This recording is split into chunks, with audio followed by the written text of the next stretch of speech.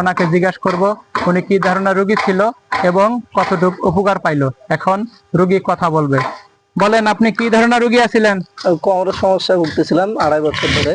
2.5 বছর থেকে কোমরের ব্যথায় কষ্ট করছেন। এখন কি কোমরের ব্যথা আছে? আলহামদুলিল্লাহ নাই, এখন বর্তমানে ব্যথা নাই। না, বর্তমান সুস্থ?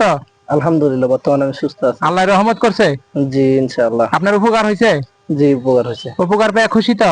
আলহামদুলিল্লাহ খুশি। আপনার নাম? মোহাম্মদ ইয়াকুব আলী। আপনার গ্রাম? বহুবলডিগি, বিরল দিনাজপুর।